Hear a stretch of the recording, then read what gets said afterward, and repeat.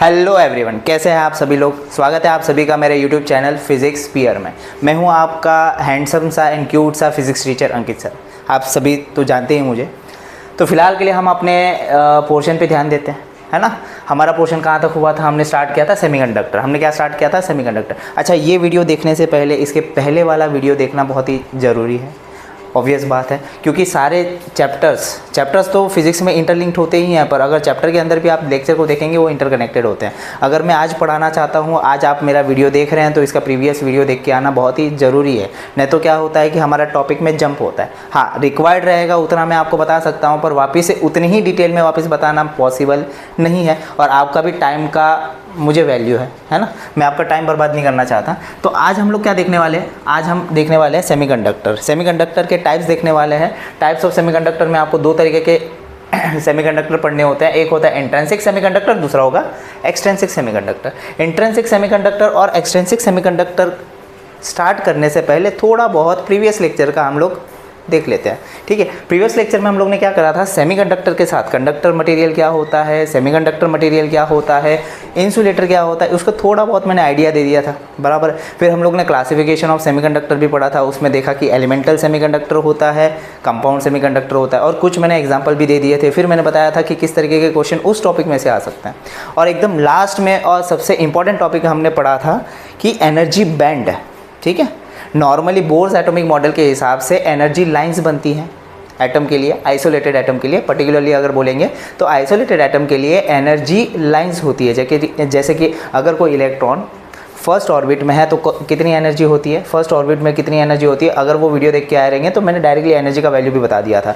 -13.6 electron volt होता है। Second orbit में -3.4 इलेक्ट्रॉन वोल्ट होता है। थर्ड ऑर्बिट में ला, फोर्थ ऑर्बिट में ला, ठीक है। तो ये सारी वैल्यूज़ मैंने ऑलरेडी वहाँ पर बताई थी। अच्छा, ये वैल्यूज़ कहाँ से आई है, स्ट्रक्चर ऑफ एटम से। तो अपने को नेक्स्ट चैप्टर भी कंटिन्यूस में देखना पड़ेगा। स्ट्रक्चर ऑफ एटम होगा, स्ट्रक्चर ऑफ न्यूक्लियस होगा, तो रेडी रहिए, ठीक है। ये सारी चीज़ें वापस से डिटेल में कैलकुलेशन के साथ में पढ़ाने वाला हूँ, तो टेंशन लेने की ज़रूरत नहीं है।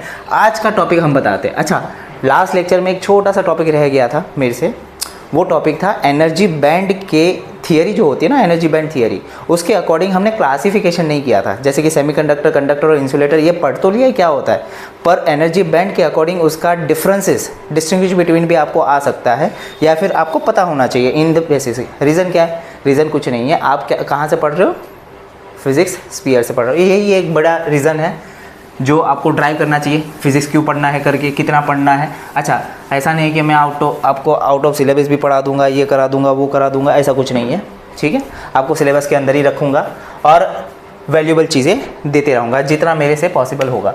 तो हम आज क्या करने वाले हैं, हम आज करने वाले हैं जो कल का थोड़ा सा छूटा हुआ था वो थोड़ा सा कर लेंगे हम लोग, ठीक है। हम लोग का डिस्टिंग्विश बिटवीन बच गया था, है ना, डिस्टिंग्विश बिटवीन बच गया था। सबसे पहला मटेरियल कौन सा है, कंडक्टर। सबसे पहला क्या है, कंडक्टर। फिर क्या था, सेमीकंडक्टर। फिर क्या था, इंसुलेटर, ठीक है। मेरी थोड़ी सी हैंडराइटिंग में डिफ़िकल्टी रहती है, तो बेटा समझ के, ठीक है ना। आप मेरी भावना को समझो, मेरी हैंडराइटिंग को तो आप समझ ही लेंगे अपने आप, ठीक है। तो कंडक्टर, सेमीकंडक्टर और इंसुलेटर में सबसे पहली बात तो हम डेफिनेशन की बात करेंगे। कंडक्टर क्या होता है, material which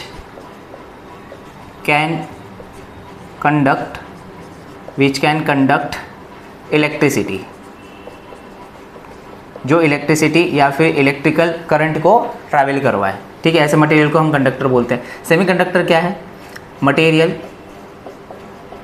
material which has conductivity in between conductor and insulator, ठीक है। इंसुलेटर क्या होता है, material which does not show electrical conductivity, मतलब ये करंट को ट्रैवल नहीं करने देता। ऐसे मटेरियल को हम क्या बोलते हैं, इंसुलेटर। अब इसको क्या करना है, ये तीनों मटेरियल को हम लोग को एनर्जी बैंड थियरी से भी समझने की कोशिश करेंगे। आपने याद रखा है एनर्जी बैंड थियरी में, आपको पता है, थोड़ा सा यहाँ पे कॉर्नर में आपको अगर दिखता रहेगा तो मैं बता देता हूँ। यहाँ पे कि जो वैलेंस शेल होता है जो वैलेंस शेल होता है उसमें दो तरीके के बैंड होते हैं, वैलेंस बैंड, कंडक्शन बैंड। याद आ रहा है? जो वैलेंस इलेक्ट्रॉन होते हैं कहाँ पे होते हैं? वैलेंस बैंड में होते हैं। फ्री इलेक्ट्रॉन कहाँ पे होते हैं? कंडक्शन बैंड में होते हैं। जो इलेक्ट्रिकल कंडक्टिविटी करवाते हैं, मतलब जो करंट ट्रैवल करवाता है इलेक्ट्रॉन की वजह से होता है, वो कौन से इलेक्ट्रॉन की वजह से होता है? फ्री इलेक्ट्रॉन की वजह से होता है। और फ्री इलेक्ट्रॉन कहाँ पे होता है? कंडक्शन बैंड में होता है, बराबर ना। तो कंडक्शन बैंड, वैलेंस बैंड और कंडक्शन बैंड और वैलेंस बैंड के बीच में जो गैप होता है उसको फॉरबिडन एनर्जी गैप बोलते हैं, बराबर ना। वहाँ पे इलेक्ट्रॉन एग्जिस्ट नहीं करता, या तो इलेक्ट्रॉन वैलेंस बैंड में होगा या तो इलेक्ट्रॉन कंडक्शन बैंड में। ये सब कुछ आपको पता ही है, नॉर्मल, आप स्मार्ट लोग हैं, मुझे कुछ ज़्यादा बोलने की ज़रूरत नहीं पड़नी चाहिए, है ना। बहुत ही ज़्यादा ही स्मार्ट लोग, है ना। ठीक है, ये फर्स्ट पॉइंट जो आपको देखना है। सेकंड पॉइंट में हम लोग को क्या देखना है? एनर्जी बैंड का डायग्राम। ठीक है, एनर्जी बैंड का डायग्राम मतलब देखो यहाँ पे छोटू सा डायग्राम बनाएंगे।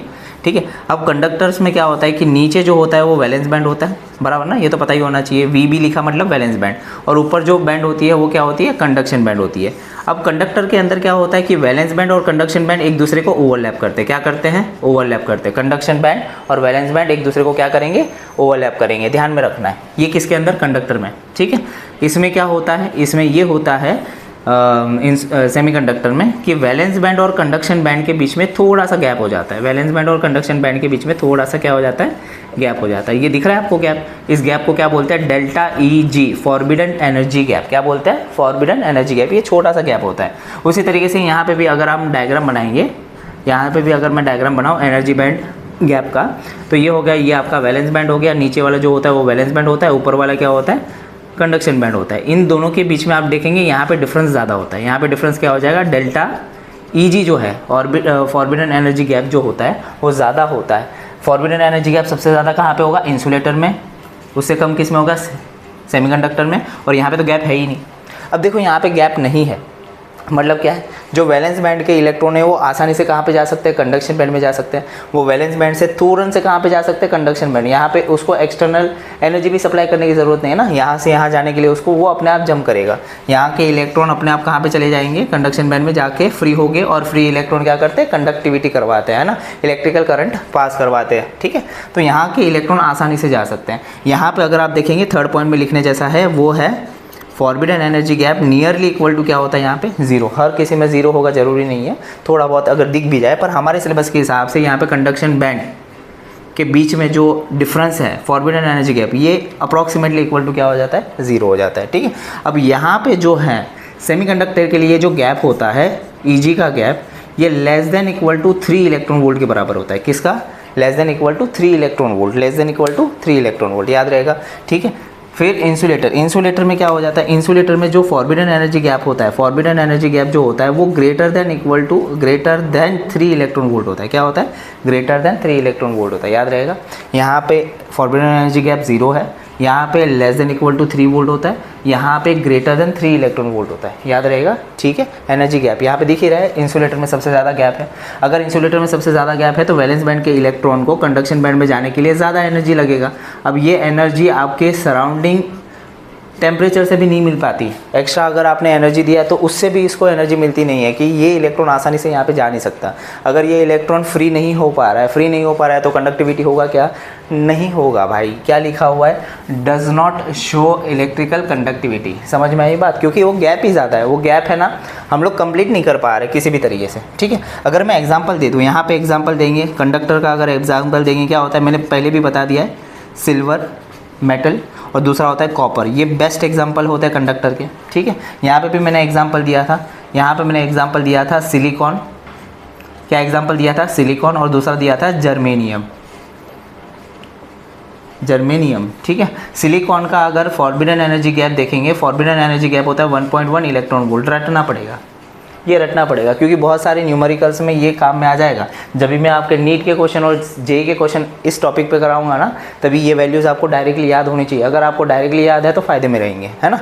जर्मेनियम के लिए कितना होता है? जर्मेनियम के लिए होता है, बहुत सारी बुक में अलग अलग लिखा रहता है, पर मैं फॉलो करता हूँ 74 इलेक्ट्रॉन वोल्ट, 0.74 इलेक्ट्रॉन वोल्ट। ये थोड़ा सा याद रखेंगे तो अच्छा रहेगा। इंसुलेटर में क्या होता है? इंसुलेटर में तो फॉरबिडन एनर्जी गैप 3 से ज़्यादा होता है। इसमें एग्जांपल मैंने दिया था ग्लास, प्लास्टिक, रबर, ये सारे होते हैं, पर एक पर्टिकुलर एग्जांपल देता हूँ। सबसे महंगा क्या होता है? डायमंड। डायमंड का तो जो एनर्जी गैप है डायमंड का जो एनर्जी गैप हो ये करीब करीब क्या होता है 6 इलेक्ट्रॉन वोल्ट के बराबर होता है। किसके बराबर होता है? 6 इलेक्ट्रॉन वोल्ट के बराबर।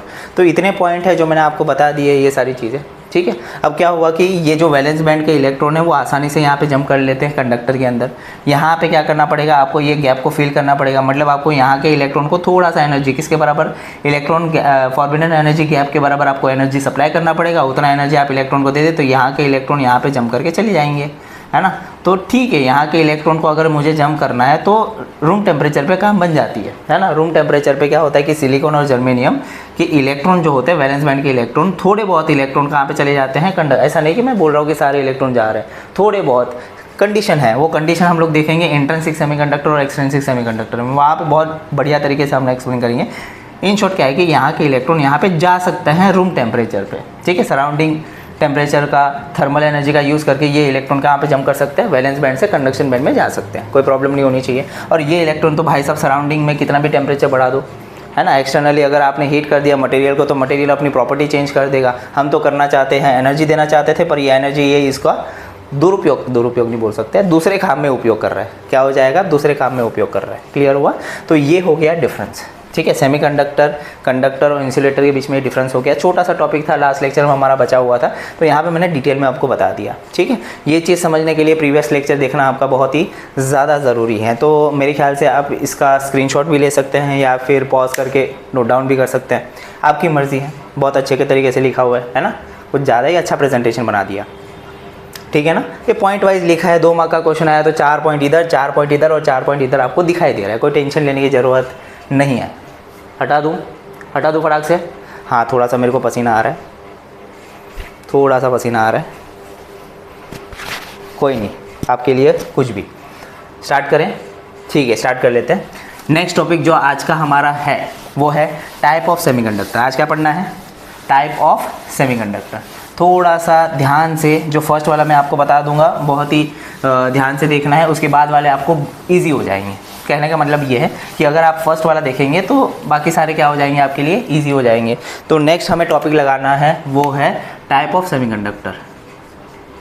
Types of semiconductor, types of semiconductor ये लगा दिया। इसमें सबसे पहला वाला था intrinsic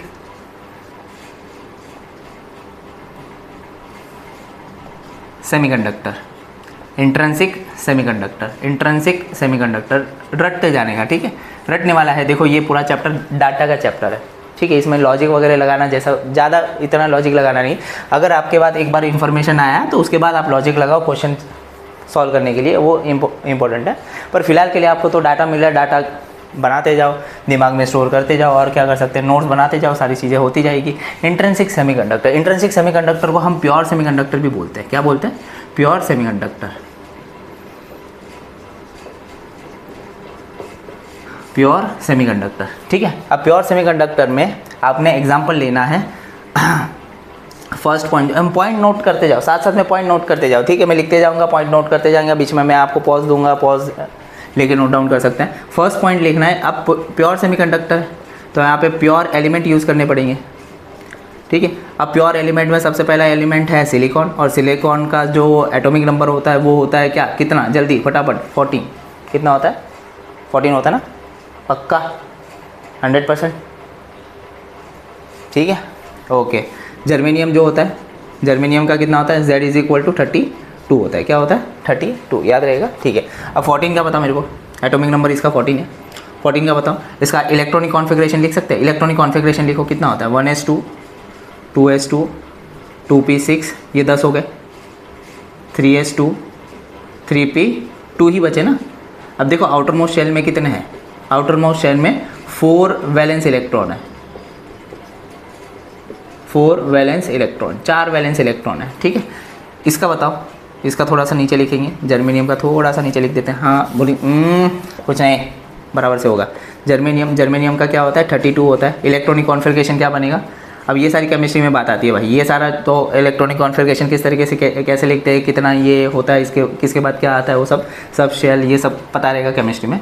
1s2, 2s2, 2p6, 3s2, 3p6, 4s2, 3d10, 4p2, ठीक है, कितना हो गया देखो, ये 10 है, ये 10 हो गया 20, 20 ये हो गया 12, 12 मतलब 32, कितना हो गया 32, हो गया 32। अच्छा मैं इसको ऐसा लिख सकता हूँ, मैं इसको ऐसा लिख सकता हूँ,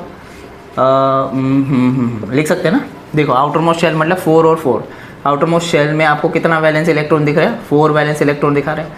4 वैलेंस इलेक्ट्रॉन दिखाने का मतलब समझ रहे हो, ये कितना बॉन्ड बना सकता है, कितने मैक्सिमम बॉन्ड बनेगा, 4 बॉन्ड बनेगा। ऑक्टेट कंप्लीट करना है ना, ऑक्टेट कंप्लीट करने के लिए यहाँ पे भी 4 इलेक्ट्रॉन चाहिए, यहाँ पे भी 4 इलेक्ट्रॉन चाहिए। तो ये क्या करेगा, ये दूसरे एलिमेंट के साथ, दूसरे एलिमेंट के एटम के साथ क्या करेगा, इलेक्ट्रॉन शेयर कर लेगा। अब यहाँ पे यूज़ किया है प्योर वर्ड, प्योर वर्ड मतलब समझ रहे हो, अगर मैं इसका स्ट्रक्चर बनाऊँ, क्रिस्टल का स्ट्रक्चर बनाऊँ तो दिखने में कैसा दिखेगा, दिखने में देखो स्कीमेटिक रिप्रेजेंटेशन देखो क्या है, सिलिकॉन का ले लेते हैं, ये सिलिकॉन का एटम है, यहाँ पे भी सिलिकॉन का एटम है, यहाँ पे भी सिलिकॉन का एटम है, ये पूरा क्रिस्टल कंसिडर कर लो, ये सारे सिलिकॉन के एटम है, ठीक है ना। ऐसे मैं बना रहा हूँ कि किस तरीके से बॉन्ड बन सकता है या फिर बॉन्ड बना हुआ रहता है।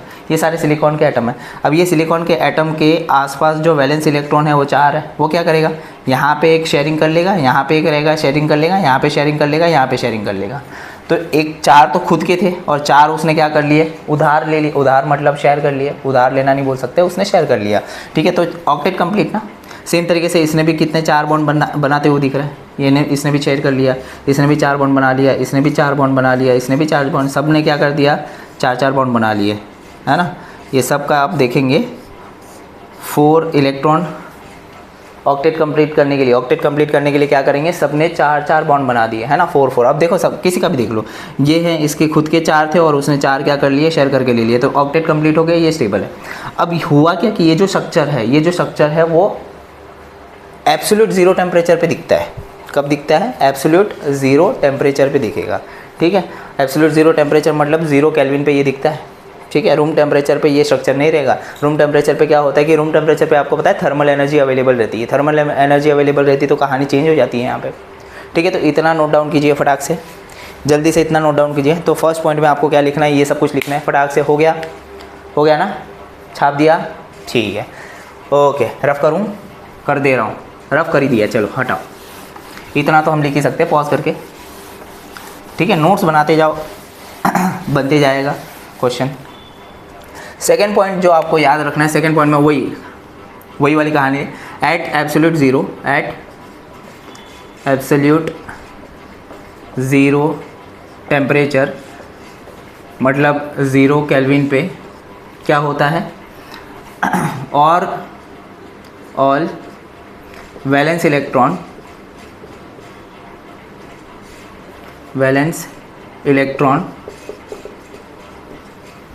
Are involved in bond formation, है ना। सारे के सारे किस में इन्वॉल्व रहते हैं, बॉन्ड फॉर्मेशन में इन्वॉल्व रहते हैं, ठीक है। उसकी वजह से क्या हो गया, देयर विल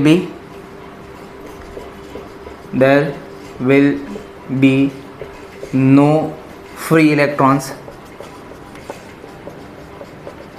कोई भी फ्री इलेक्ट्रॉन नहीं है, मतलब at 0 kelvin semiconductor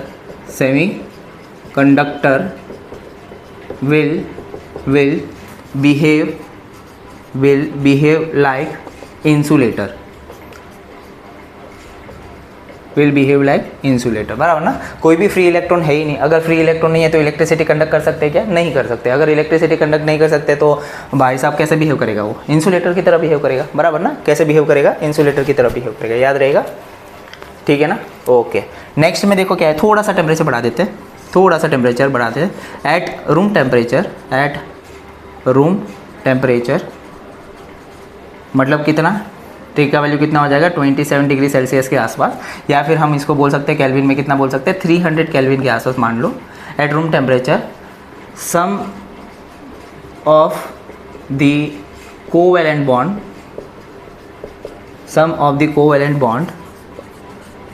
break,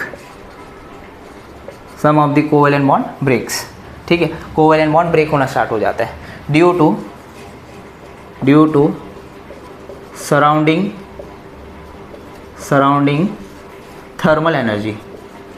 thermal energy को गेन करके बॉन्ड क्या हो जाते हैं, ब्रेक होने लग जाते हैं। थर्मल एनर्जी को एब्जॉर्ब किया, सराउंडिंग में थर्मल एनर्जी था उसको एब्जॉर्ब किया, बॉन्ड ब्रेक होने लग जाएगी। ठीक है, अब बॉन्ड ब्रेक होने लग गया। Due to this there will be due to this there will be free electrons are available।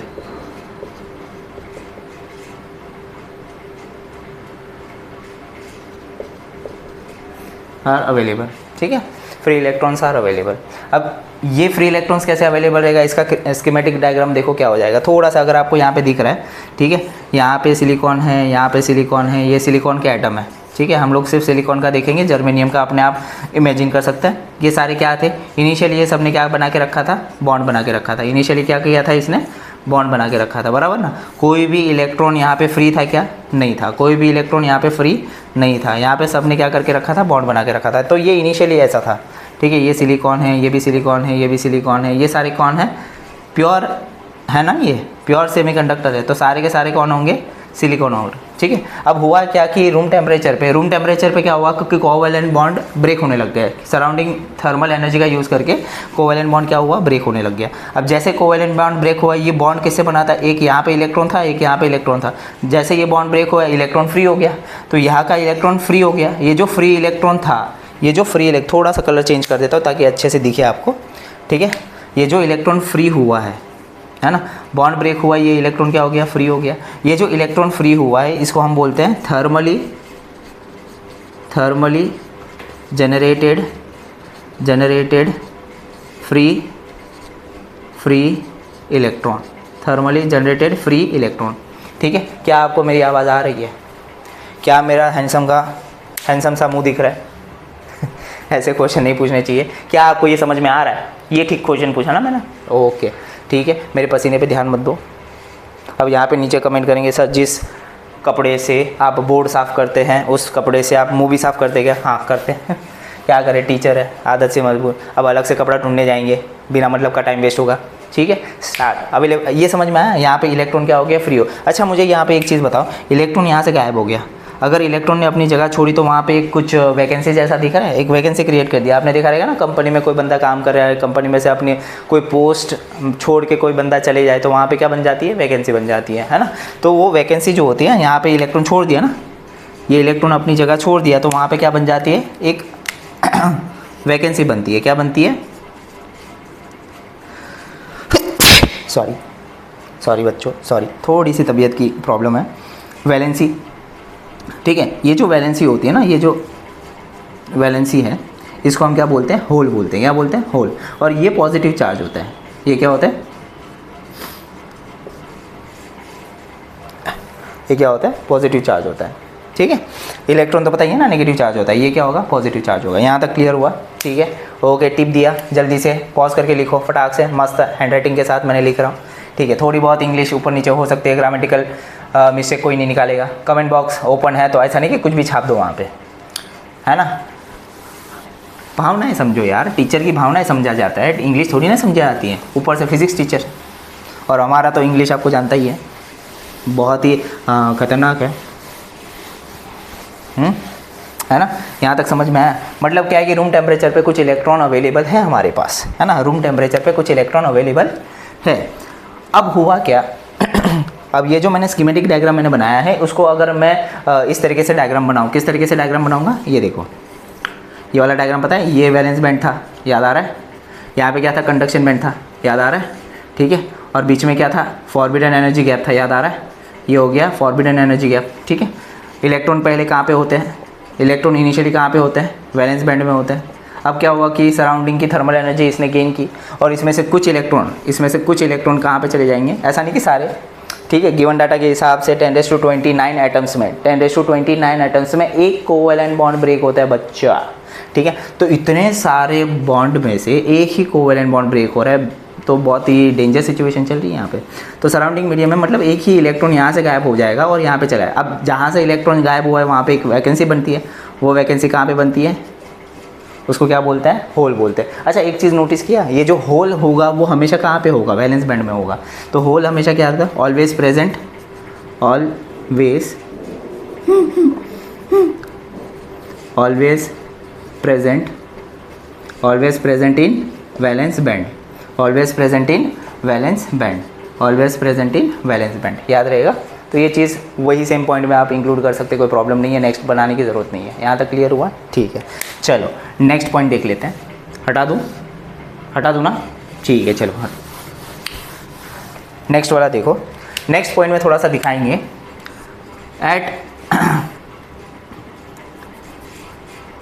At high temperature, जैसे जैसे टेम्परेचर थोड़ा थोड़ा बढ़ाते जाएंगे, there is recombination and regeneration of electron and holes। क्या होता है, हाई टेम्परेचर पे जितना जाएंगे तो रिकॉम्बिनेशन, रीजनरेशन। कॉम्बिनेशन मतलब क्या होगा कि जैसे इलेक्ट्रॉन बना, सामने होल दिख गया, वो क्या बन जाएंगे, कंबाइन हो जाएंगे, रिकम्बाइन होगा। इलेक्ट्रॉन बन रहा है, होल के साथ कंबाइन हो रहा है, इलेक्ट्रॉन बन रहा है, इलेक्ट्रॉन फ्री हो रहा है, होल के साथ कंबाइन हो रहा है, तो रिकॉम्बिनेशन हो रहा है, बन भी रहा है, कंबाइन भी हो रहा है, बन भी रहा है, कंबाइन भी हो रहा है। और रीजनरेशन मतलब वही हो गया, बना फिर कंबाइन हुआ, बना फिर कंबाइन हुआ, बना फिर कंबाइन हुआ। तो हाई टेम्परेचर पे ये देखा, at high temperature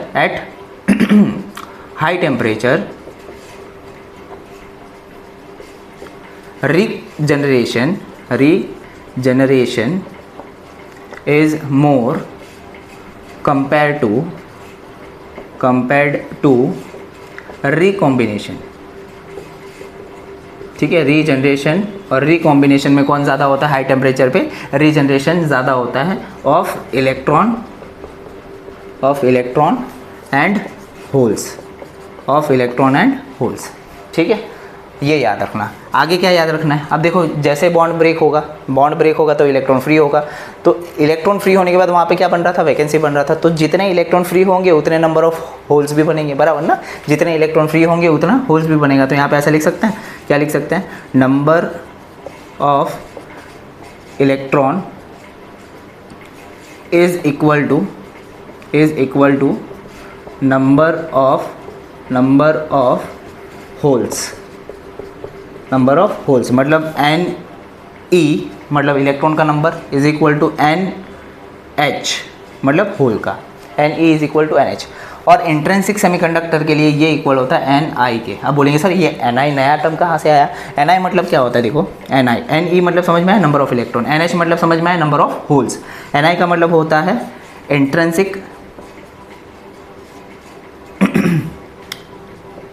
intrinsic concentration.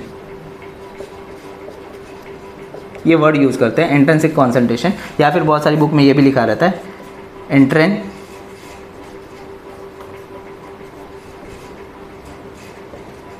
Intrinsic charge density.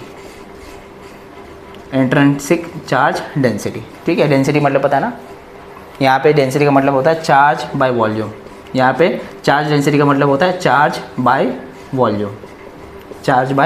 तो ये याद रखना, इसके ऊपर कैलकुलेशन हम लोग आगे जाके करने वाले हैं। एक्सट्रिंसिक सेमीकंडक्टर पढ़ने के बाद इसका कैलकुलेशन करेंगे। तो ये समझ में आया, तो ये 2 पॉइंट आपको क्लियर हो जाने चाहिए। इंट्रिंसिक सेमीकंडक्टर में क्या होता है, जितने नंबर ऑफ फ्री इलेक्ट्रॉन होंगे उतने नंबर ऑफ होल भी होंगे। क्लियर हुआ। और ये दोनों किसके बराबर होता है, Ni के बराबर। Ni के बारे में यहाँ पे लिख दिया है, हालांकि इसका यूज़ हम लोग कैलकुलेशन में आगे जाके करने वाले हैं, टेंशन लेने की ज़रूरत नहीं है। जल्दी से इसको टिपो, जल्दी से कॉपी करो, फटाक से कॉपी करेंगे, याद रहेगा। ठीक है, चलो मैं साफ़ कर दे रहा हूँ, ये कर दिया, ये ख़त्म। हाँ, नेक्स्ट पॉइंट देखो। अब यहाँ पे नंबर ऑफ़ इलेक्ट्रॉन और नंबर ऑफ़ होल्स दोनों सेम है। ठीक है, तो यहाँ पे करंट भी तो बनेगा। Current in intrinsic semiconductor is due to free electron and holes, दोनों की वजह से करंट बनता है। ठीक है, फ्री इलेक्ट्रॉन के करंट को क्या बोलेंगे, IE बोल देंगे, और होल्स के करंट को क्या बोलेंगे, होल्स के करंट को बोल देंगे IH। ठीक है, दोनों के दोनों ही चार्ज है, पॉजिटिव और नेगेटिव, दोनों चार्ज मूव होंगे तो क्या बनेगा, करंट बनेगा। समझ में आई बात, ठीक है, करंट बनेगा, ठीक है। तो इलेक्ट्रॉन के करंट को हम IE बोलेंगे, होल्स के करंट को IH बोलेंगे।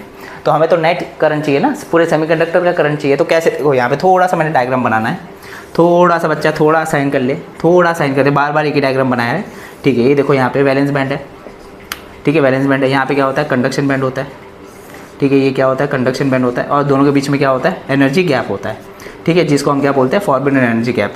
और यहाँ पे एनर्जी का ग्राफ होता है, ठीक है, कोई प्रॉब्लम नहीं है। सारे इलेक्ट्रॉन यहाँ पे रहेंगे और कुछ इलेक्ट्रॉन यहाँ पे पहुँच गए, ठीक है। तो क्या हो गया कि यहाँ पे होल्स रहेंगे और इलेक्ट्रॉन भी रहेंगे, होल्स रहेंगे और इलेक्ट्रॉन भी रहेंगे, ठीक है। और यहाँ पे सिर्फ और सिर्फ क्या रहेंगे, इलेक्ट्रॉन रहेंगे, यहाँ पे सिर्फ और सिर्फ इलेक्ट्रॉन रहेंगे। मान के चलो कि ये ग्राफ बनाया है और इस ग्राफ के अकॉर्डिंग मैंने क्या कर दिया कि इलेक्ट्रिक फील्ड अप्लाई कर दिया। अब मुझे बताओ कि करंट फ्लो कब होता है किसी भी कंडक्टर में से या फिर किसी भी सेमीकंडक्टर में से, करंट फ्लो कब होगा, जब पोटेंशियल डिफरेंस होगा, है ना। दो एंड पे आपने अगर पोटेंशियल डिफरेंस लगाया तो करंट फ्लो होता है ना। करंट कहाँ से कहाँ फ्लो होता है, हाई पोटेंशियल से लो पोटेंशियल करंट फ्लो होता है। हाई पोटेंशियल से लो पोटेंशियल करंट फ्लो होगा तो वो फील्ड की वजह से, ठीक है। तो फील्ड का ऐसे बना लो, फील्ड का बना लो, तो ये फील्ड का एक डायरेक्शन कंसिडर कर लेते हैं ये, ठीक है। यहाँ पे एक फील्ड का डायरेक्शन कंसिडर करते हैं। मान के चलो कि फील्ड ऊपर की तरफ जा रहा है, फील्ड का डायरेक्शन कहाँ पे, ऊपर की तरफ। फील्ड वेक्टर होती है ना, इलेक्ट्रिक फील्ड ऊपर की तरफ है, तो इलेक्ट्रॉन अपोजिट डायरेक्शन में मूव करेंगे, तो इलेक्ट्रॉन नीचे की तरफ मूव करेंगे। अगर इलेक्ट्रॉन नीचे की तरफ मूव करेंगे तो उसका करंट भी क्या होगा, ऊपर की तरफ होगा ना भाई, क्या होगा, ऊपर की तरफ बनेगा करंट। अरे जिस डायरेक्शन में इलेक्ट्रॉन मूव करते हैं उसके अपोजिट डायरेक्शन में उसका करंट बनता है, बराबर ना। सेम डायरेक्शन में बना देना, गलत हो जाएगा, सेम डायरेक्शन में नहीं होता है। अब क्या होगा, देखो होल्स, जिस डायरेक्शन में फील्ड बनती है उस डायरेक्शन में होल्स भी मूव होते हैं, तो होल्स ऊपर की तरफ मूव हो रहे हैं। अगर होल्स ऊपर की तरफ मूव हो रहे हैं तो करंट भी ऊपर की तरफ ही होगा, होल्स का करंट भी सेम डायरेक्शन में। अब देखो अगर मुझे नेट करंट निकालना है तो दोनों का डायरेक्शन सेम है ना, दोनों का डायरेक्शन सेम है, मुझे क्या करना है, सेमीकंडक्टर का नेट करंट निकालना। अब दोनों का डायरेक्शन सेम है तो क्या करना पड़ेगा, ऐड करना पड़ेगा। यहाँ पे क्या करना पड़ेगा, ऐड करना पड़ेगा। तो यहाँ से आपको नेट करंट मिलता है, क्या मिलेगा, नेट करंट मिलता है। क्लियर हुआ, समझ में आई बात। तो सेमीकंडक्टर का नेट करंट या फिर ऐसा बोल सकते हैं इंट्रिंसिक सेमीकंडक्टर का नेट करंट निकालना है तो current due to free electron, current due to holes, ये दोनों को क्या करना पड़ेगा, ऐड करना पड़ेगा। क्या करना पड़ेगा, ऐड करना पड़ेगा। जल्दी से टिपो, जल्दी से लिखो। डायग्राम के साथ रखेंगे तो क्या हो जाएगा, आपकी अंडरस्टैंडिंग लेवल बढ़ेगी और कुछ क्वेश्चंस हल हो जाएंगे। जितना ज़्यादा इन्फॉर्मेशन रहेगा उतना ज़्यादा आसान पड़ता है क्वेश्चन को सॉल्व करना, उतना ही ज़्यादा आसान पड़ता है कुछ ऑप्शंस को एलिमिनेट करना, ठीक है। नीट के दो तरीके होते हैं, या तो आपको प्रॉपर इन्फॉर्मेशन है तो आप आंसर को सिलेक्ट करेंगे, या तो ऊपर नीचे नॉलेज है तो आप क्या कर सकते हैं, ऑप्शन को एलिमिनेट भी करके सॉल्व कर सकते हैं। दोनों ही तरीके से आप नीट या फिर जेईई मेंस के क्वेश्चन सॉल्व करते हैं, है ना। हर बार आपके पास इन्फॉर्मेशन होगी ज़रूरी नहीं है बेटा, ठीक है। लिखा, ठीक है। चलो नेक्स्ट पॉइंट। अब बात ये आती है कि इलेक्ट्रॉन का और होल्स का नंबर तो सेम है ना। इलेक्ट्रॉन और होल्स सेम नंबर पे हैं तो क्या उसका करंट भी सेम होगा। चलो चेक कर लेते हैं, क्या दोनों का करंट सेम है, ठीक है। थोड़ा सा वापस से वही डायग्राम, अरे सर पक गए, अभी सेमी डायग्राम मत बनाया करो, ठीक है, पक गए, ठीक है। क्या हो गया, यहाँ पे वैलेंस है, यहाँ पे क्या हो गया, वैलेंस बैंड, यहाँ पे क्या है, कंडक्शन बैंड, यहाँ पे क्या है, कंडक्शन बैंड, ठीक है। यहाँ पे इलेक्ट्रॉन है और वो बहुत ही कम होते हैं ना, रूम टेम्परेचर पे इलेक्ट्रॉन बहुत ही कम होते हैं। यहाँ पे क्या हो गया, होल्स होगा, बीच में इलेक्ट्रॉन होगा, होल्स होगा, इलेक्ट्रॉन होगा, इलेक्ट्रॉन होगा, होल्स होगा, होल्स होगा, इलेक्ट्रॉन होगा, होल्स होगा, इलेक्ट्रॉन होगा, ठीक है। ये सारे हैं। अब मुझे बताओ इलेक्ट्रॉन का करंट कहाँ पे बन रहा है, current due to free electron is in conduction band, बराबर। और होल्स का कहाँ पे बन रहा है, current due to holes is in valence band. अब बात आती है यहाँ पे मोबिलिटी की, किसकी बात आती है, मोबिलिटी। अब मुझे बताओ यहाँ पे इलेक्ट्रॉन आसानी से भाग सकते हैं। देखो एग्जांपल देखो, मान के चलो कि मेरे पास एक ग्राउंड है, ग्राउंड में आपको मैंने बोला पूरा ग्राउंड खाली है, ठीक है। आपको ग्राउंड के एक गेट से लेकर सेकंड गेट पे जाना है, तो आप क्या करेंगे, पूरा ग्राउंड खाली, आपको दिक्कत नहीं है तो आप फर्स्ट गेट से निकले तुरंत फटाफट कहाँ पे पहुंच जाएंगे, सेकंड गेट पे पहुंच जाएंगे, आपको कोई दिक्कत नहीं है, आपका मोशन ही फास्ट हो जाएगा, आपकी मोबिलिटी फास्ट हो जाएगी, बराबर। अब वही सिचुएशन को चेंज करते हैं, वही ग्राउंड है, वही आप है, बराबर। अब क्या कर दूंगा, वो ग्राउंड को पूरा क्राउड से भर दूंगा, ठीक है, पूरे क्राउड को उस ग्राउंड से भर दिया। अब मुझे बताओ कि सेम गेट से सेम गेट तक जाने के लिए, फर्स्ट गेट से सेकंड गेट तक जाने के लिए क्या पहले जितना टाइम लगेगा कि ज़्यादा टाइम लगेगा? ऑब्वियस बात है, बीच में कोई ना कोई आपको डिस्टर्ब करेगा, कोलिजन होगा, ये होगा वो होगा, आपको रास्ता थोड़ा बहुत इधर उधर जिगजैग जाना पड़ जाए, ठीक है, तो टाइम लगेगा, है ना, तो टाइम ज़्यादा लगेगा। तो करंट का तो पता है ना, current is nothing but the charge upon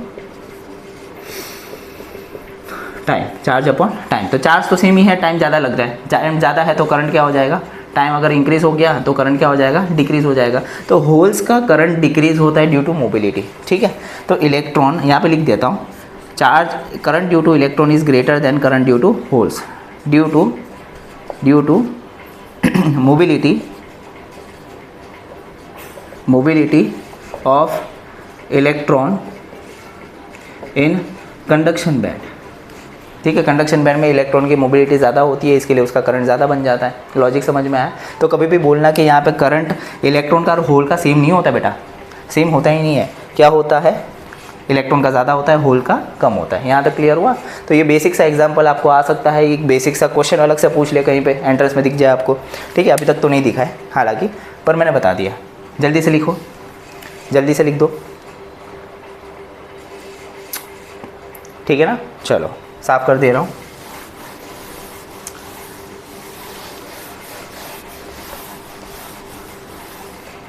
ठीक है आगे पॉइंट देखो, आगे पॉइंट टेम्परेचर के related, effect of temperature on intrinsic semiconductor. Intrinsic semiconductor पे टेम्परेचर का इफेक्ट कैसा होगा? अभी हम लोग ने देखा जैसे जैसे थर्मल एनर्जी बढ़ाते जाएंगे कोवेलेंट बॉन्ड ब्रेक होगा, बराबर। तो ऐसा लिख सकते हैं, ऑन इंक्रीजिंग टेम्परेचर क्या होगा, number of covalent bond will break, ठीक है। कोवेलेंट बॉन्ड ज़्यादा ब्रेक होंगे तो number of free electrons and holes increases, charge increase हो रहा है, current that is net current will increase, net current भी क्या हो जाएगा, इंक्रीज हो जाएगा। तो ये टेम्परेचर की इफेक्ट है। जैसे आप टेम्परेचर बढ़ाते जाएंगे कोवेलेंट बॉन्ड ज़्यादा ब्रेक होगा, फ्री इलेक्ट्रॉन ज़्यादा होगा, होल भी ज़्यादा होगा, तो उसकी वजह से करंट भी क्या हो जाएगा, बढ़ेगा। सर मतलब क्या है कि ये जो इंट्रिंसिक सेमीकंडक्टर है उसकी कंडक्टिविटी किस पे डिपेंड करती है, टेम्परेचर पे। तो लास्ट में ऐसा लिख सकते हैं हैशटैग करके, कंडक्टिविटी ऑफ इंट्रिंसिक सेमीकंडक्टर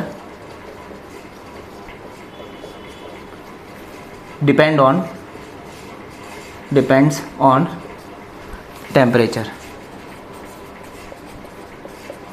किस पे डिपेंड करती हैं, टेम्परेचर पे डिपेंड करती है, याद रहेगा।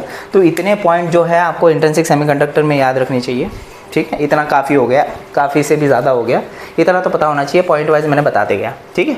इसके अलावा कुछ इतना इंपॉर्टेंट नहीं है। आप बुक है, आपके पास बुक है, थोड़ा बहुत पढ़ भी लो, है ना। सब कुछ टीचर पे डिपेंड नहीं होता, थोड़ा बहुत पढ़ना भी होता है। अगर सब कुछ मैंने यहाँ पे छाप दिया तो बुक में और मेरे लेक्चर में क्या डिफरेंस है, कुछ डिफरेंस नहीं बचेगा। जल्दी से लिखो, जल्दी से, अभी सेकंड वाला स्टार्ट करना है अपने को, ठीक है। अब कुछ दिक्कतें हैं यहाँ पे, दिक्कत है कि टेम्परेचर के साथ इंट्रिंसिक सेमीकंडक्टर का कंडक्टिविटी इंक्रीज होता है। रूम टेम्परेचर पे भाई साहब इसकी कंडक्टिविटी ना के बराबर, रूम टेम्परेचर पे इसकी कंडक्टिविटी क्या होता है, ना के बराबर, मतलब कुछ काम की नहीं है। हम लोग को जितना कंडक्टिविटी चाहिए रहता है ना रूम टेम्परेचर पे, इंट्रिंसिक सेमीकंडक्टर में आपको नहीं मिलेगा, नहीं मिलता है। इसकी कंडक्टिविटी रूम टेम्परेचर वाली कुछ काम की नहीं है। तो इसका मतलब क्या करें, इसका टेम्परेचर बढ़ाओ। अब मान के चलो कि आपका आपके लैपटॉप में मदरबोर्ड होती है, उसमें क्या होता है, सेमीकंडक्टर यूज़ किए रहते हैं। अगर मान के चलो कि आपका लैपटॉप हो गया, मोबाइल हो गया, एसी हो गया, ये सारे इंट्रिंसिक सेमीकंडक्टर से बने हुए रहते हैं, इंट्रिंसिक सेमीकंडक्टर से बने हुए रहते हैं। तो दिक्कत क्या होती है कि आपको लैपटॉप गैस पे रख के काम करना पड़ता है भाई साहब। गैस पे करता है, थर्मल एनर्जी मिलता है, नंबर ऑफ कोवेलेंट बॉन्ड ज़्यादा ब्रेक होकर कंडक्टिविटी बढ़ती है, तो आपका काम हो पाता है। हालांकि आपको पता है ना कि ऐसा कर नहीं सकते भाई साहब, है ना। कैसा फालतू क्वेश्चन दे दिया। हाँ, फालतू बातें बहुत बोलते हो ना अंकित सर, फालतू चीज़ें बहुत बोलने में मज़ा आता है। ठीक है, सेकंड वाला स्टार्ट करते हैं। सेकंड वाला क्या था, एक्सट्रिंसिक सेमीकंडक्टर, क्या था? Extrinsic semiconductor. ठीक है, स्टार्ट करते हैं। Second, extrinsic semiconductor, extrinsic semiconductor. ठीक है, इसको स्टार्ट करते हैं, इसको भी पॉइंट वाइज लिखते जाएंगे। ठीक है, eight room temperature, eight room temperature conductivity of intrinsic semiconductor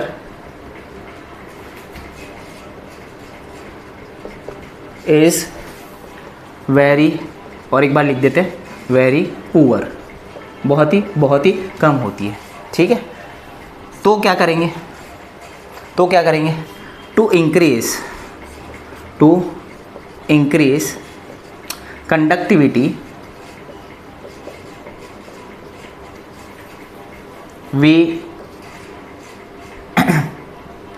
क्या pour, या फिर बोल सकते हैं we add impurity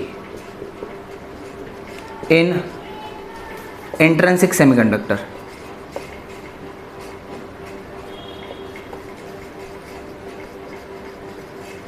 intrinsic semiconductor में हम क्या करते हैं? इम्प्योरिटी ऐड करते हैं इंटेंशनली।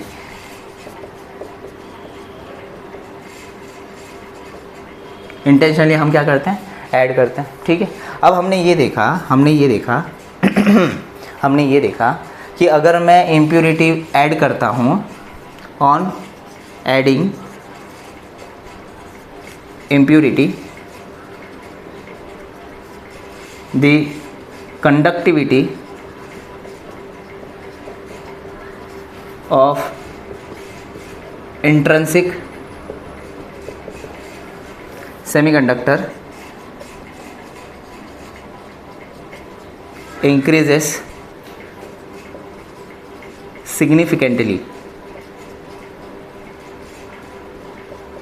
सिग्निफिकेंटली क्या होता है? बहुत ही ज़्यादा इंक्रीज़ होने लग जाता है। ठीक है, इतना इंक्रीज़ हो जाता है, थोड़ा सा देखो इतना इंक्रीज हो जाता है। मान के चलो कि 1 atom of impurity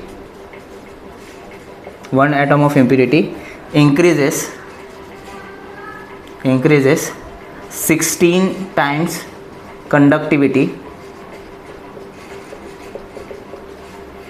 of germanium का 16 टाइम कंडक्टिविटी इंक्रीज हो जाता है भाई। एक ही एटम ऐड करने से ये चीज़ हो जा रही है, एक ही एटम ऐड करने से। समझ में आई बात? अच्छा, ये जो प्रोसेस होती है, the process of adding impurity intentionally in pure semiconductor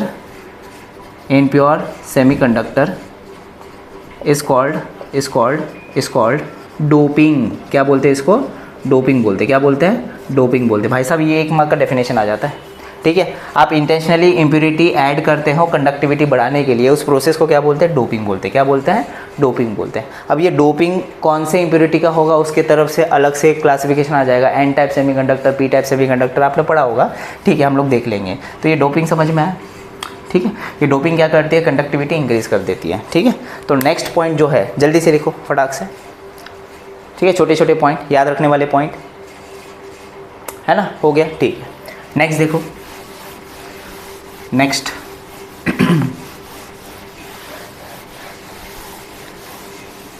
ठीक है, नेक्स्ट पॉइंट क्या है? On the basis of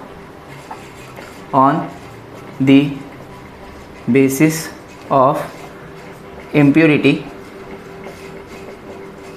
added in pure semiconductor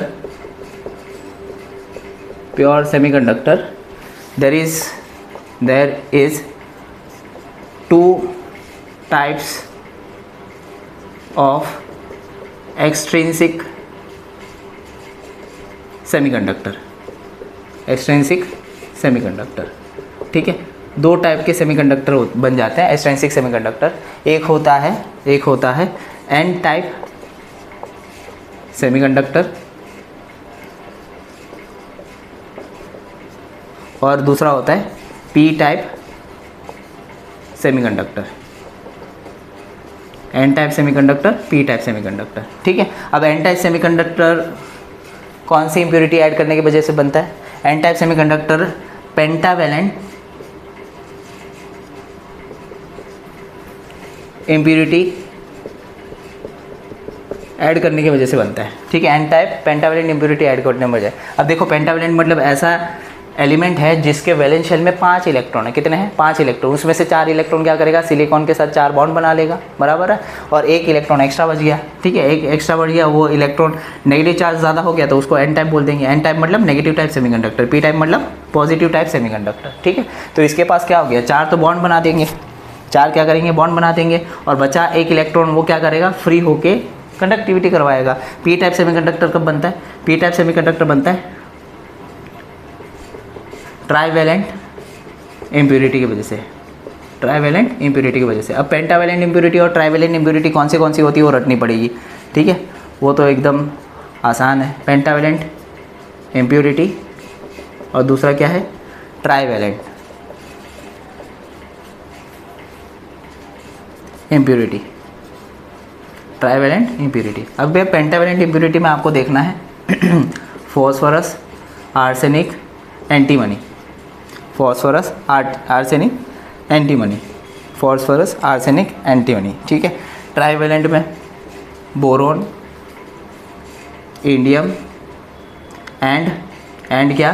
boron, indium, aluminium, boron, indium, aluminium, ठीक है। ये 3 होता है ट्राईवैलेंट इम्प्योरिटी। ये 3 क्या होती है? ट्राईवैलेंट इम्प्योरिटी, ठीक है।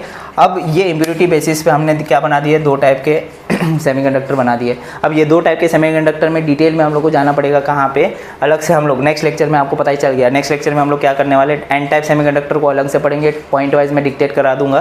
पी टाइप को भी अलग से पढ़ेंगे। तो ये जो चीज़ें बताई हैं ना, पेंटावैलेंट इम्प्योरिटी, ये क्यों ऐड करते हैं, कैसे ऐड करते हैं, एक इलेक्ट्रॉन ज़्यादा कैसे हो गया, होल कैसे हो जाएगा, वगैरह सारी चीज़ें, ये सारी चीज़ें हम लोग नेक्स्ट लेक्चर में बताने वाले हैं, नेक्स्ट लेक्चर में आने वाले हैं। मतलब क्या है कि नेक्स्ट लेक्चर में अगर आपको आना है तो ये लेक्चर आपको देखना पड़ेगा, ठीक है। ये मेरे खून पसीने की लेक्चर है, खून पसीने की लेक्चर, खून नहीं बोल सकते, पसीने वाली लेक्चर है, ठीक है। ये याद रहेगा, ठीक है। तो अब तक हम लोग ने क्लासिफिकेशन में टाइप्स ऑफ सेमीकंडक्टर में कितना पढ़ा? इंट्रिंसिक सेमीकंडक्टर पढ़ लिया और दूसरा क्या पढ़ लिया? एक्सट्रिंसिक सेमीकंडक्टर पढ़ लिया। क्या पढ़ लिया? Extrinsic semiconductor. और मैंने पूरा डिटेल में आपको समझाने की कोशिश की है। अगर आपको समझ में नहीं आया तो वीडियो को बार बार रिवाइंड करके देख सकते हैं। मेरे हिसाब से आपको फर्स्ट टाइम में ही सब कुछ समझ में आ जाना चाहिए। अगर आपको सेकंड बार भी देखना पड़ रहा है तो वो रिवीजन के लिए देखो। किसके लिए देखो? रिवीजन के लिए देखो। ऐसा नहीं कि आप वापस से नोट्स बनाने लग गए उसमें, ठीक है। अगर इसमें कुछ छूटा है तो मैं नेक्स्ट लेक्चर में कंप्लीट करने की ज़रूरत पड़ूगा। वैसे तो मैंने सारी के सारी डिटेल नीट के पॉइंट ऑफ व्यू से, जेई के पॉइंट ऑफ व्यू से, महाराष्ट्र बोर्ड के पॉइंट ऑफ व्यू से सब कुछ मैंने यहाँ पे देने की कोशिश करी है, डिलीवर करने की कोशिश करी है। तो आपको इससे ज़्यादा पढ़ने की ज़रूरत नहीं है। अगर आपको क्वेश्चन आया भी, थ्योरेटिकल क्वेश्चन आया भी, तो आप पॉइंट वाइज थियरी लिखते हैं, बराबर ना। पॉइंट वाइज मैंने आपको डिक्टेट करवा के दे दी है, तो टेंशन लेने की ज़रूरत मेरे को लगता है कि नहीं होनी चाहिए, ठीक है। कुछ ऐसे टीचर्स हैं जो मेरा वीडियो देखते हैं, तो टीचर को भी ये सारी चीज़ें पता होगी, है ना। और टीचर को भी आसान होगा कि भाई साहब बच्चों को इतनी जिल्लत मत दिया करो यार, इतनी जिल्लत मत दिया करो, आसान तरीके से करो, ठीक है। कोई प्रॉब्लम नहीं है, ठीक है। गुस्सा तो नहीं हुए? बहुत सारे टीचर नीचे कमेंट में ओपन करके लिख रहे हैं, अब भी लिखे रहेंगे कि अंकित सर को ब्लॉक करो, रिपोर्ट करते हैं इसको, इसका चैनल बंद करवाते हैं। प्लीज़ ऐसा मत करवाना, प्लीज़। बहुत मेहनत चल रही, बहुत, हाँ हटो, ठीक है। प्लीज़ रिक्वेस्ट है, ठीक है। मैं बताने की कोशिश कर रहा हूँ क्योंकि मेरे बहुत सारे ऐसे स्टूडेंट हैं जो मेरे पास लेके आते हैं, सर ऐसा मार्क्स कट गया मेरा, वैसा मार्क्स कट गया, ठीक है। जो चीज़ें सच्ची लिखी हुई है, समझ में आ रही है, तो उसको मार्क्स दे सकते, कोई प्रॉब्लम नहीं है आपको, ठीक है। रिक्वेस्ट है, बाकी तो आपका पता ही है, आप मेरे से बड़े हैं, आप ज़्यादा एक्सपीरियंस हो सकते हैं, तो मेरी तो बात सुनने की एडवाइस है, लेना है तो लो, नहीं तो जाने दो, कोई प्रॉब्लम नहीं है, ठीक है। तो यहाँ पे लेक्चर एंड करने की कोशिश करेंगे, कोशिश नहीं कर ही दिया मैंने, ठीक है। तो यहाँ पे लेक्चर एंड कर रहे हैं। शब्बा खैर, गुड नाइट। जब भी आप मेरा लेक्चर देख रहे हैं, गुड नाइट।